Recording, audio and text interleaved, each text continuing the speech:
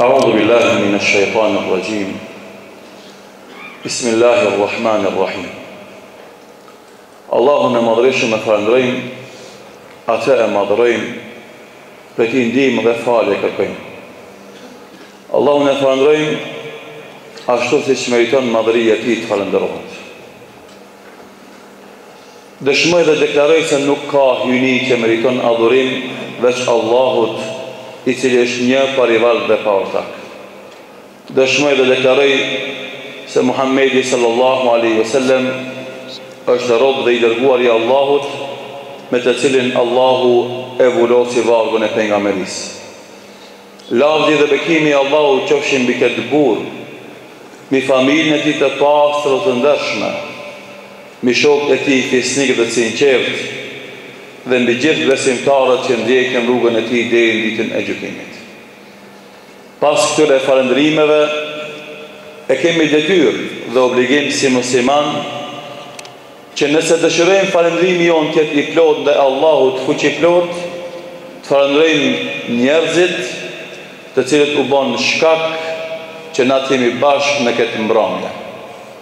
Duke filluar që nga iniciatorët, rinin dhe hoxhallarët e qytetit të Divrës, pastaj drejtorin e Pallatit Kulturës, mikun tim të dashur, Artajin, dhe të gjithë juve që jeni të pranishëm në këtë ndej, në këtë tubim, në këtë takim, ku për një me sonte është pak si ftohtë dhe secili për neve i duhet durim shtesë për të ndëgjuar neve. Na flasim edhe nxehemi, ju ndëgjoni, ndoshta keni ftohtë, po e lutim Allahun që nëse kemi ftohtë në trupin ton, Allahu ne i bën ngrohtë zemrat tona. Të jesh musliman produktiv, të jesh musliman që le pas vete gjurmë, të jesh musliman nga i cili kanë dobi muslimanët tjerë, të jesh musliman që mirësia e tij të shpërndahet jo vetëm në mesin e familjes së ngushtë, por në mesin e vendit, qytetit, në mesin e njerëzimit, madje edhe në mesin e krijesave jo njerëzore, kafsh apo bimë qofshin ata. Kështu duhet të jetë musliman. Dhe ja që kjo tribun, ky simpozion vjen në përfundim të këtij vitit të kalendarit gregorian, i cili tubim na detyron të gjithë neve të ndalemi, të parashtrojmë pyetjen: jeta po ik, vitet po shkojnë, ditët po na kalojnë. Parashohet pyetja, a thu vallë, jam i kënaqur me veten time nga këta muaj që shkuan, nga këto vite që i kaluam? A mund të përmendi vepra me të cilat mund të krenohen, vepra të cilat janë sigurisht të dobishme për mua, familjen time, vendin tim, popullin tim, njerëzimin mbar, madje edhe gjithësinë mbar? Po, kështu është perceptimi islam i njeriut të dobishëm, i njeriut produktiv. Sigurisht ju kujtohet ajeti kuranor në cilën formë e përshkruan Allahu i plotfuqishëm njeriun më të mirë, njeriun më produktiv, njeriun më të dobishëm në historinë e njerëzimit, që nga i pari Ademi alayhis deri në të fundit. Ai është i dashuri ynë, shembulli ynë, modeli ynë, heroi ynë, i dërguar i Allah dhe vula gjithë pejgamberëve, imami i të gjithë pejgamberëve, Muhammedi sallallahu alaihi wasallam. Atë e përshkruan Allahu i plotfuqishëm duke thonë: "Wa ma arsalnaka illa rahmatan lil alamin." Dhe ty o Muhammed të kemi dërguar mëshirë për mbarë botrat, për të gjitha krijesat, jo vetëm për njerëzit, madje edhe për e gjindet, po jo vetëm për këta, madje edhe për kafsht, jo vetëm për këta, por edhe për natyren, për ambientin, po që se njerëzimi do të respektonin, do të dëgjonin, do të ndiqnin udhëzimet e Muhamedit sallallahu alaihi wasallam, të gjithë do të jetonin jetë të begatshme, jetë të lumtur, jetë komode, jetë të mirëqenies, jetë të lumturisë, jetë të rahatisë dhe jetë të garave të njerëzve mes vete në vepra të mira. Jo si ku se ndodh tani, ku bota është e mbushur me armiqësi, urrëtie, zili, ndërskamse, pengesa e kështu me radhë. Andaj, lejoni në fillim t'ju tregoj një tregim të cilin kisha përgatitur dhe një tregim të cilin e mora nga këndimi i bukur i vllaut ton të dashur me Medaliut, mikun ton të vjetër, të surës Jusuf.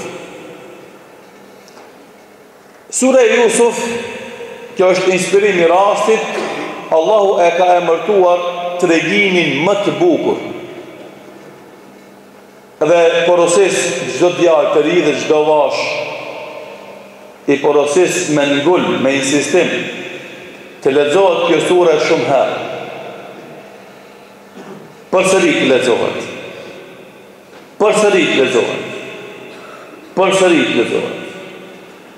Dhe të marrim mësimin shumë të rëndësishëm për një produktivitet në këtë moshë të adoleshencës, për të riun dhe të ren, çfarë çmimi dhe vlere ka ndershmëria, dhe çfarë pasoja dhe rezultate cilin pastaj veprimet që janë të cilësuara si veprimet të ndershme. Tregimi i tij është tregim i një muslimanit produktiv, i një pejgamberi produktiv, i cili u ballafaqua me një grup të rish që i kishte shumë të afërt për gaxhaku. Osbetun minkum. Andaj Allah e përmend grup, band, që themi në gjuhën tonë. Po, vëllezëri kishte nga baba dhe nana.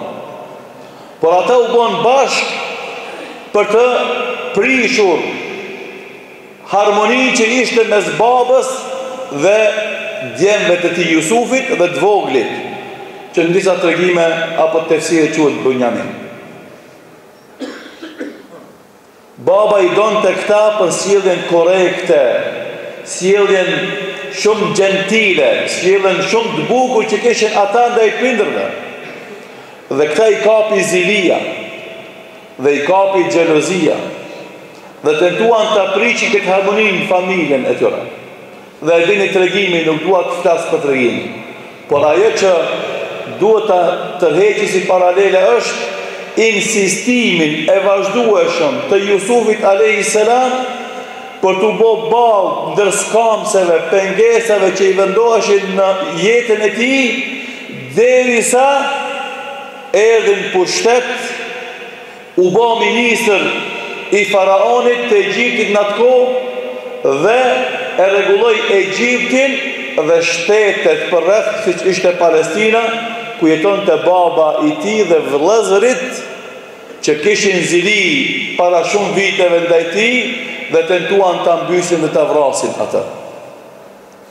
Nuk e ndalën peripecit, nuk e ndalën vështirësit, dhe ju dini tregimin e tij, ai shpëtoi nga vrasja e vëllezërve të tij, po pastaj u shit si sklav, shërbeu në pallatin mbretëror, u sfidua nga mbretëresha me pushtet dhe bukuri, i bëri ballë kësaj sfide me ndihmën e Allahut, u burgos. U burgos me burg nga një sundimtar që nuk e gjykoi me drejtësi rastin, edhe pse u kuptua se kush është ai që e bëri këtë kurth, mbeti në burg pa vite të caktuara. edhe aty nuk e ndjehu vetën të pa aftë, edhe aty e kreu misionin e tij, i thirrte njerëzit në besim në Allahun një. E u thoshte e arbabun mutafarriquna khairun am Allahu al-wahid al-qahhar, a statuja dhe idhujt e ndryshëm që adhuroni ju janë më të mirë a Allahu i cili është një dhe i gjithfuqishëm? Dhe i ftonte ata në monoteizëm, besimin në Allahu një, thirrje e gjithë pejgamberëve, thirrje që duhet ta manifeston çdo musliman vazhdimisht në jetën e tij, me të gjitha veprimet e tij, sidomos tani në këtë raste të tregon besimin e pastër Islam, i cili është i sqaruar shumë thjesht në Kur'anin famlar, kul huwa Allahu ahad, Allahu samad, lam yalid wa lam yulad wa lam yakun lahu kufuwan ahad. Thuaj Allahu është një, për atë kanë nevojë të gjithë krijesat, nuk është i lindur e as që ka lindur dikend, dhe ati nuk i përngjan askush. Dhe pastaj erdhi çështja e ëndrave, komentimi i tyre, erdhi kriza, erdhi ëndra e mbretit, pastaj nevoja për koment adekuat, doli shesh aftësia e Jusufit a.s. dhe e mori përsipër një pjesë të pushtetit për ndihmuar Egjiptin dhe shtetet përreth, shpëtoi Egjiptin nga kriza ekonomike në atë kohë kur ka prerë thasira gjithë botën, dhe ai doli triumfues me metodat e tija të qeverisjes së drejtë dhe ekonomike, dhe pastaj kishin nevojë shtetet përreth për grurin që kishte Egjipti, dhe erdhën vëllezërit e tij në Egjipt për të kërkuar gru, dhe pastaj dal nga dal shpalosi fytyrën e tij dhe doli në shesh padrejtësia e vëllezërve dhe drejtësia e tij, dhe doli në shesh për ne, që është shumë më rëndësi, ballafaqimi me sfidat dhe tejkalimi i tyre, dhe duke lënë pas vete vazhdimisht gjurmë të mira. Të gjitha fazat e jetës së tij, që nga familja deri në kohën kur ishte djalë i bukur, edhe kishte pasion, sikur se kanë sot djemt edhe vashat tona, dhe kishte nevojë në gurbet i panjohur prej pushtetarit mbretneshës, e kaloi sfidën burgun, e kaloi shkollën edhe sfidën, pushtetin e kaloi sprovën dhe sfidën, dhe Allahu Dhu Xhelal e bëri shembull për të gjithë ne. Të një profeti, të një pejgamberi produktiv të gjitha fazat e jetës. E them këtë sepse shumë njerëz për neve kur flasin për produktivitetin, se muslimani duhet të lënë gjurmë të mira mas vetes, thot dilemën e tij apo dilemën e saj, apo pyetjen që parashtron, apo debatin që don ta nis, o hoxh. Let është të flitet, vështirë është të realizohet. Jetojmë në ambiente të vështira, kur shumica prishin, pak e ata që dëshojnë të ndërtojnë. Shumica nuk i kanë këto mendime dhe nuk i kanë këto qëllime, andaj humbeshën detin e të prishurve dhe detin e qëllimqive, ti që ke ndeshmëri dhe qëllim të mirë. Nuk është e saktë dhe vërtet. Nuk është e saktë dhe vërtet, po që se ne të mirët luftojnë, përpiqemi për kauzën tonë, dhe e kemi breng, reale, të vërtet, afullou, kam lanë pas vete i gjurëm të mira, angazhojmë maksimalisht që vëzëj kohën që kam disponim si bekatin nga Allahu, për të bo vepra të mira, dhe sfidoj vetë vetën vazhdimisht nga java në javë, nga muaj në muaj, nga vitin vit, që çdo vit dalë më i pasur me vepra të mira se viti i kaluar, atër na do të bëjmë ndryshimin me lejen dhe ndihmën e Allahut. Sepse Allahu Dhu Xhelal e ka krijuar njeriun për dy qëllime kryesore. E para, vetëm atë të adhuron, dhe askën tjetër veçti mos të adhuron. Të gjitha format e adhurimit, nga adhurimi klasik dhe në format moderne të adhurimit, fojzat të figurave të ndryshme, nga aktorët e aktorët, nga këngëtarët apo këngëtarët e kështu me radhë, që është vokabular fjalor të cilën e përdori një jon, e adhuroj atë apo këtë këngëtar apo këngëtare, artist apo artiste. Të gjitha llojet adhurimeve duhet të jenë veçanta vetëm për Allahun, krijuesin e qiellit dhe tokës, dhe nuk guxojmë, nuk lejohet askujt, asgjë nga këto adhurime që drejtojmë apo t'ja nisim. Por duhet të jenë të veçanta vetëm për Allahun. Kjo është qëllimi i parë, ma khalaqtul jinna wal insa illa liya'budun. Në surën Dhariyat, themel i ndërtimit të raporteve tona me krijuesin, i ndërtimit të raporteve vertikale, ti dhe Allahu, krijuesi i qiellit dhe tokës. Dhe qëllimi i dytë është ti si mëkëmbës i tij, i Allahut, këtë tokë ta zhvillosh dhe ndërtosh atë.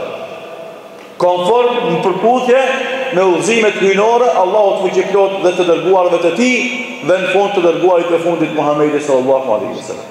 Pra roljet është aka ideologjik, edhe roljet është qytetrues, civilizues. Nuk është punë e vogël. Andaj, duke kuptu këto dy objektivat të mëdha, muslimanët e mëhershëm, 12 shekuj me radhë kanë dhënë shembuj të shumë të kontributit për dobin e mbar njerëzimit, jo vetëm muslimanëve. Që sot fatkeqësisht nuk është realitet. Mirë, kjo nuk ndodh për shkak të gabimeve të mësimeve islame, por ndodh për shkak të gabimeve të vetë muslimanëve, të cilët janë larguar shumë larg mësimeve islame. Dhe i kanë përkuvizuar mësimet islame në disa rituale të cilat janë pa shpirt dhe pa ndikim në vetë atë edhe në rrethin ku ai gjendet. Përndryshe, muslimani i vërtet është musliman që lën pas vete bagazh. Muslimani i vërtet produktiv është ai që kur vdes, Allahu i përshkruan të këqitët nuk e qanë as toka as qielli, që dhe më thonë se besimtari produktiv e qanë edhe toka edhe qielli. Andaj,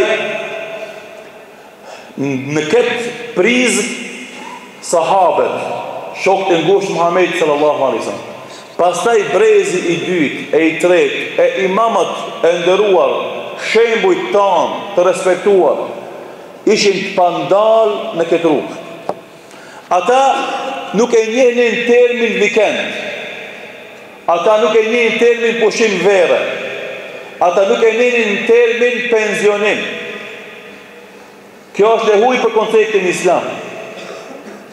Ajo që një pjesë e madhe jona me padurim presin, dvin pushimet e fund vitit, që të pushojnë për çkahit.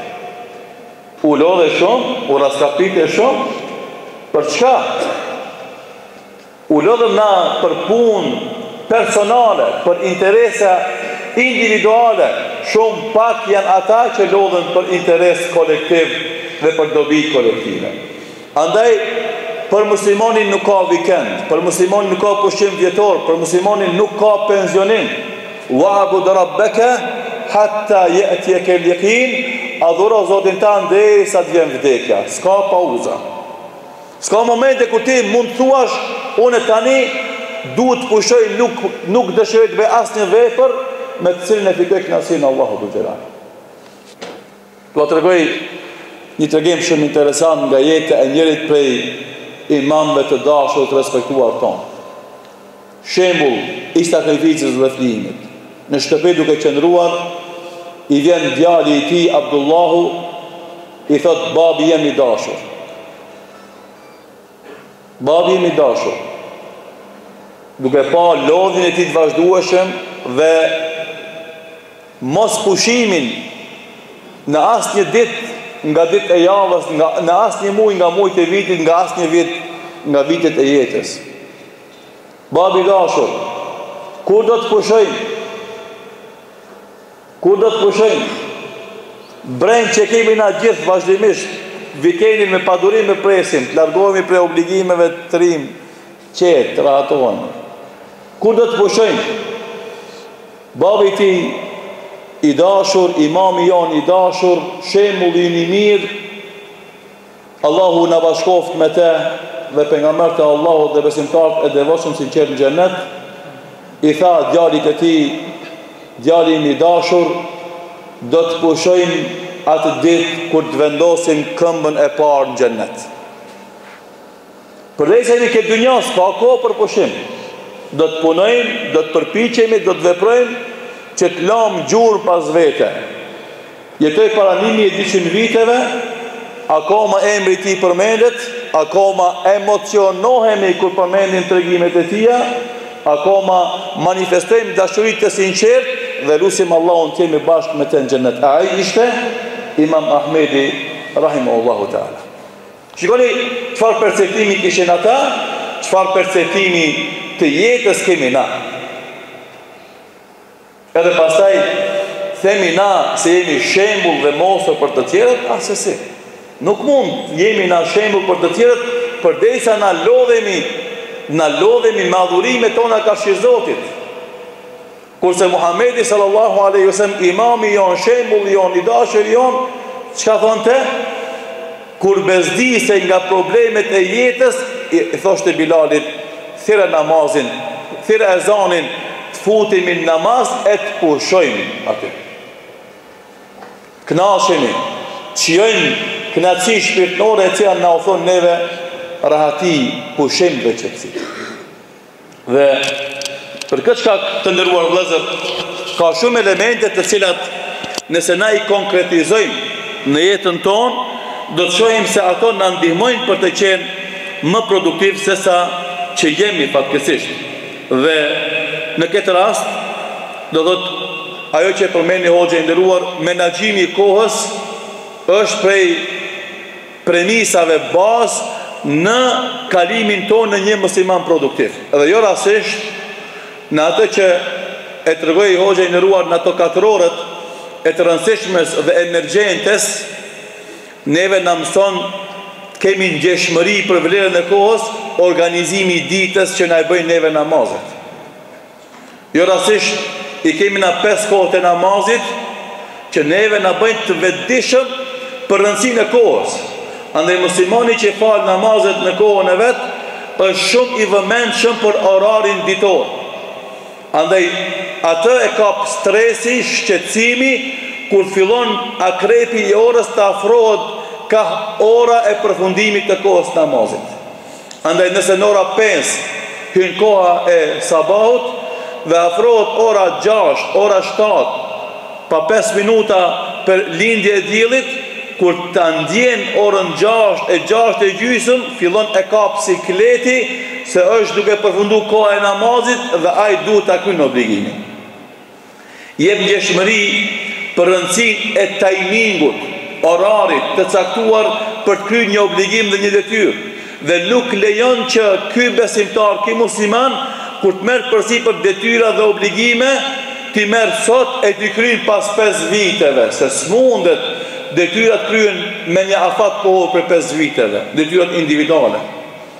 Andaj cakton afat realizimi dhe afat vlerësimi dhe afat pastaj do thotë korrigjimi nëse ka nevojë për korrigjim. E kjo është dobia që na e fitojmë nga namazi edhe normalisht argumentet fetare që flasin për rëndësinë e kohës, siç është sura e shkurtër e Kur'anit e rëndësishme wal asri innal insana lafi khusr illa alladhina amanu wa amilu salihati wa tawasaw bil haqqi wa tawasaw bis sabr. Pasha kohën njerëzimi janë në humbje përveç atyre që besojnë Allahun dhe bëjnë vepra të mira, porosisin të vërtet dhe porosisin në durim. Gjithashtu, ajo që neve na ndihmon për të qenë produktiv është do thotë përcaktimi i objektivave në jetën tonë. Dhe nëse jetojmë në një ambient, në një situatë, në një moment kohor të jetës sonë, pa ja përcaktuar vetvetes objektivat konkrete, na nuk mund të jemi produktiv. Ti duhet ta dish, tani përfundon viti 2014 gregorian. Jemi futur në vitin 1436 hijri. Cilat janë objektivat tuaja generale dhe ato do thotë momentale që duhet të realizosh gjatë këtij vitit. Nëse ja përcakton vetvetes objektivat që do të realizosh, atëherë mund ta llogaritish vetveten të suksesshëm apo të dështuar, produktiv ose jo produktiv. Nëse na jetojmë në mënyrë domethënë të pa kontrolluar ose në mënyrë të pa organizuar të jetës tonë, atëherë çfarë baze kemi me llogarit suksesin apo dështimin tonë. Fatkeqësisht, një pjesë e madhe e popullit tonë jeton të këtij. Nuk kanë objektiva të qarta. Nuk dinë çka dëshirojnë në vitin që vjen. Edhe andaj nuk dinë çka bën në vitin që vjen. Për shembull, për objektivave që duhet i ketë rinia jonë, është në raport me Allahun xhelal.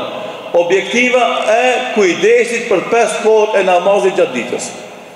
Nëse në vitin e kaluar më kanë ikur ndonjë namaz me pa dëshirë, por nga rrethonat, t'ia bëj obligim vetvetes në vitin e ardhshëm të gjitha namazet e t'i falë në kohën e vet dhe nuk do të lejoj asnjë namaz të më ikë nga koha e përcaktuar fetarisht. Objektiv. Dhe në vitin e fundin e vitit pastaj mund ta kalkulosh suksesin apo dështimin tënd. Ke qenë produktiv në raport me Allah apo nuk ke qenë produktiv në raport me Allah. Në raport me punën, nëse ti jenë punë private, je punë shtetit, kalkulohet me të arriturat tuja, ja përcakton vetvetes gjithashtu objektiven. Do të arrish, bëhesh shef i repartit, do të bëhesh domethënë shef i gjithë institucionit, do të bëhesh, ja cakton vetes objektivat dhe pastaj synon me të gjitha mjetet e lejuara fetarisht dhe të mundshme në aspekt njerëzorës të arrish ato objektiva dhe pastaj mund ta llogarisësh vetë ke qenë produktiv apo nuk ke qenë produktiv. Në raport me familjen, obligimet ndaj bashkëshortes, obligimet ndaj fëmijëve, obligimet ndaj prindërve fillimisht. Duhet të caktohen si objektiva në jetën tënde dhe sa ti je bamirës dhe prindërve tu, sa herë i viziton ata, sa herë i thën telefon ata, sa herë i kuth mball ata, sa herë kujdesesh për gjendjen ekonomike të tyre, sa ti shpreh ngrohtësinë tënde ndaj tyre. Pastaj vjen bashkëshortja, sa ti e shpreh dashurinë tënde ndaj saj, sa ti kujdesesh për emocionet e saj, sa ti e shpreh respektin tënd ndaj saj, sa ti kujdesesh për gjendjen ekonomike, për dëshirat e saj, kështu me radhë. Pastaj ndaj fëmijëve, bazë të objektivave e shënon je i suksesshëm, je produktiv apo je i dështuar në jetën tonë. Nëse nuk shkojmë në këtë formë të veprimeve tona, atëherë do të vazhdojmë të qarkullojmë një rreth vicioz ku nuk dihet ku është fillimi dhe ku është mbarimi i atij rrethi. Gjithashtu, do thotë njerëzit nëse dëshirojnë të jenë të suksesshëm, ata duhet të kenë parasysh, do thotë se janë vend ku kanë lindur në ambiente ku janë ndikuar nga shumë rrethe. Duke filluar që nga familja e vet, prindërit që e kanë lindë këtë fëmijë dhe i kanë dhënë edukimin bazë, ku normalisht se të gjitha fjalët edhe sjelljet e prindërve lënë gjumë të mëdha në karakterin e këtij personin të ardhmë. Dhe për këtë shkak është shumë më rëndësi për prindërit të kenë raporte inkurajimi dhe motivimi ndaj fëmijëve, jo raporte të nënçmimit dhe përbuzjes së tyre. Kjo është shumë më rëndësi. Të gjitha shprehje që ne u themi fëmijëve tona, duke i përbuz apo nënçmuar ata, ndikojnë që të kenë ata karakter jo integrues dhe jo produktiv të ardhmen. Kurse shprehjet inkurajuese, motivuese dhe shprehjet e manifestimit dashurisë për ta, ata i bën njerëz me emocione të larta, e bën njerëz me ambicie të larta dhe njerëz të gatshëm për të ballafaqur me sfidat me të cilat do të ballafaqohet në të ardhmen e tyre.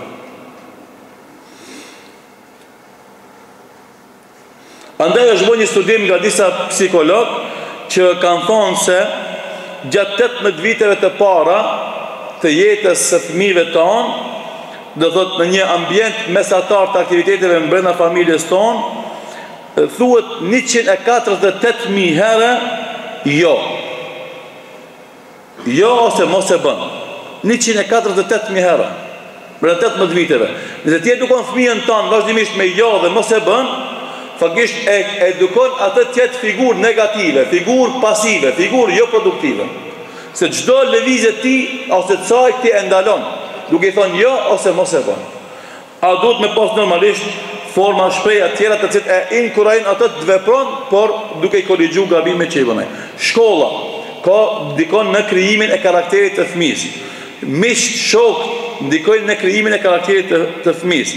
Sidomos nga mosha 8 deri në 15 vjeç, do të shoqëria ndikon shumë se çfarë karakteri merr fëmia, andaj na si prind kemi nevojë që të jemi shumë të vëmendshëm me cilin lejojmë që qërohen djemt edhe vajzat tona. Media, gjithashtu, do të ka një ndikim të madh në formimin e karakterit, pasi që sipas disa studimeve, do thot spaku brenda javës kemi 39 orë shikimi aktiv të materialeve televizive. Minimum, mos flasim tash për ata që janë të mvarur prej serialeve turke, po flas për këtu të nanë Maquni, të cilët ndoshta i kalojnë edhe ka 200-300 orë brenda javës duke shikuar materiale të ndryshme televizive. Edhe ato padyshim kanë melon mbresa, kanë melon gjurmë në ndërtimin e karakterit të tij. Dhe e pesta, vetja yte, në vetë programimi yt, ka me qenë ai që ka melon ndikim të tillë dhe prej asaj do të varet pastaj do të bëhesh individ produktiv apo do të bëhesh individ do të thotë pasiv edhe individ jo aktiv. Dhe për të ndryshuar këtë gjendje që është kriju për shkak rrethonave që i përmendëm, janë 4 çelësa të cilat duhet i kemi me vete për ta çelë do të thotë karakterin ton ose për ta shndruar karakterin ton në karakter të një besimtari produktiv. E para, ndryshoj perceptimet tuaja. Informatat e kaluara ndryshoj duke i ndërtuar ato me informata pozitive. Nëse të kaluarën je eduku për qenë negativ, vepro për të ndryshuar veten, të shndruar atë në karakter pozitiv. Normalisht se këtu ka elemente ndihmëse, duhet shtojmë vetë vlerësimin, duhet jemi më shumë optimist, edhe duhet pranojmë mangësitë tona. Domthonë na nuk kemi askush për neve s'është i plot. Nga vetë fakti që pranojmë mangësitë tona, me këtë na pranojmë këshillat dhe sugjerimet e tjerëve ndaj neve. Kjo është çështja e parë. Shkurt do t'i bëj. Çështja e dytë do thotë largo vazhdimisht pesimizmin nga vetja apo frikën nga dështimet. Sepse shumë herë frika nga dështimet bëhet pengesë për mos produktivitetin e një individit. A nuk ka mundësi me nis dikush një projekt e mos dështon.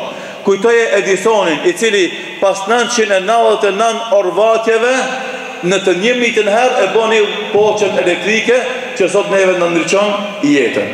Andaj, çdo dështim le të jetë fillimi i mënyrës së ardhshme ose ofanzivës së ardhshme, të cilën ta bësh ndryshe nga e kaluara, duke i korrigjuar gabimet e të kaluarës. Andaj, edhe këtu na ndihmon që të ndryshojmë frazat ato shprehjet, do të orvatem në do ta bëj inshallah. Ka dallim, do të orvatem kam dyshim në realizimin. A do ta bëj inshallah kam besim se do ta bëj me lejen e Allahut dhul xhelal. E dyta, mos e mendo dështimin as pak në punët e tuaja, por vazhdimisht mendo mënyrën më të mirë për realizimin e atij qëllimi që ja ke caktuar vetes. Dhe e treta,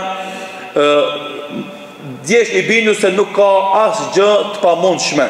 Të gjitha gjërat në këtë botë janë të mundshme, por kanë nevojë për mund pak më tepër. Çelësi i tretë, fito shprehi të reja. Askush prej neve nuk është i përsosur, edhe çdo herë ka nevojë me fitu shprehi të reja. Të gjitha mejdanet, edhe ne si xhallar kemi nevojë për fitu shprehi të reja, edhe ai studenti dhe studentja kanë nevojë për fitu shprehi të reja, edhe punëtori në uzinë ka nevojë për fitu shprehi të reja, edhe anvisja në shtëpinë e saj ka nevojë për fitu shprehi të reja, edhe bashkëshortja në komunikim me bashkëshortin e vet dhe komunikim me fëmijët e vet ka nevojë për fitu shprehi të reja, andaj të gjithë na kemi mangësi dhe kemi nevojë për fitu shprehi të reja, të cilat do të na ndryshojnë pasivitetin ose negativitetin ose dështimet, do të na shëndrojnë në suksese, produktivitet edhe rezultate. Dhe çelësi i katërt, vazhdimisht kërkojmë suksesin nga Allahu subhanahu wa taala, ti lutemi atij siç e përmendi edhe hoxha i nderuar Ahmed Efendiu, do të lutja si një prej komponenteve për të na dhënë sukses dhe bereqet në punët tona që i bëjmë. Fundit komunikimi jon me Allahun i neve muslimanëve është i drejtë për së drejtë. Nuk kemi nevojë për ndërmjetësues as klerikëve, hoxhallarëve e as veprimeve të krijesave tjera. Këtë derë Allahu e kalon direkte mes ti dhe robërve të ti, besimtarëve të ti, si që thotë Allahu në Kur'an, wa idha sa'alaka ibadi anni fa inni qarib ujibu da'wat ad-da'i idha da'an, kur të pyesin robërit e mi për mua, jam afër tyre, i përgjigjem lutjes kur ata më luten mua. Andaj shfrytëzo çdo rast, çdo moment në jetën tonë, lutju Allahut për të dhënë suksese në veprimet e tuaja dhe për të bërë të bereqetshëm në aktivitetet e tuaja. Dhe në këtë drejtim do ta përmbylli me një tregim edhe një projekt. Duke pas parasysh se nëse na nuk e organizojmë jetën tonë, na ikën koha dhe na ikën ditët, na para një muaji e nisën një projekt në botën virtuale të rrjeteve sociale. Dhe duke qenë të vetëdijshëm se ky ummet, ky popull nuk mundet të arrijë sukses derisa nuk bëhet me të vërtetë, realisht dhe seriozisht ummet, popull i fjalës ikra lezo. Të gjithë na e dimë se ajeti i parë kuranor që ka zbritur është lezo. Fatkeqësisht, na që jemi ummeti i lexos, na mas paku lexojmë. Edhe do të gjithë na jemi dëshmitar për këtë që e them, sepse në intervistat personale që i bëjmë na me shokë dhe miqtë tonë, e shohim se leximi është në -100, jo në 0. Dhe nisëm një projekt që të motivojmë njëri tjetrin të fitojmë shprehi të organizimit të kohës. Dhe caktuam 2 ditë në javë, edhe kjo është me strategji, sepse po caktojmë ditë më shumë edhe kohë më shumë, do të bëhet ngarkesë e madhe. 2 ditë në javë, nga 2 orë të fikim celularin dhe të lexojmë prej librave që kemi në bibliotekat tona familjare. Dhe gjerë më sot, elhamdulillah, janë lajmëruar mbi 650 individ. Ku do të 2/3 nuk janë aktiv. 1/3 e tyre janë aktiv. Dhe këtë unë personalisht e llogaris sukses dhe shpresoj dhe ëndroj që 600 të bëhen 6.000 e të bëhen 60.000. Kur të bëhen 60.000 njerëz këtë grup dhe 70% për tyre të jenë aktiv, ne vetëm kemi filluar të bëjmë ndryshim real në botën e mendimit ton, pastaj edhe në botën e jetës son reale.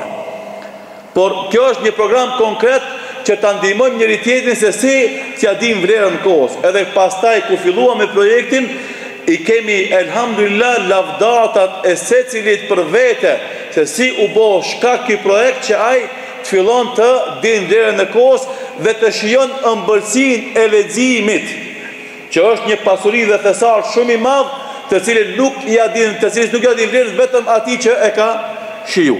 Andë kjo është projekt konkret me të cilin na synojmë të bëhemi ummet i vërtet i asaj që Allahu na ka mësuar lexo, që pa lexim nuk mund të ndryshojmë mendimet tona dhe pa i ndryshuar mendimet tona nuk mund të ndryshojmë shprehit edhe veprimet tona. Dhe një shembull të fundit nga brezi i artë i muslimanëve, njerëzit më të mirë në fytyrën e tokës pas Muhamedit sallallahu alaihi wasallam dhe pejgamberëve të Allahut në përgjithësi. Një njeri në kohën e Muhamedit sallallahu alaihi wasallam nga Medineja, kur i kishte mbush 30 vjet, ishte bërë musliman. Pas 6 viteve vritet në betejën e Hendekut, dhe kur vdes ky njeri, thot Muhamedi sallallahu alaihi wasallam, u dridh arshi i Allahut. Arshi i Allahut, froni mbi të cilin qëndron madhëria e tij, është krijesa më e madhe në gjithësi.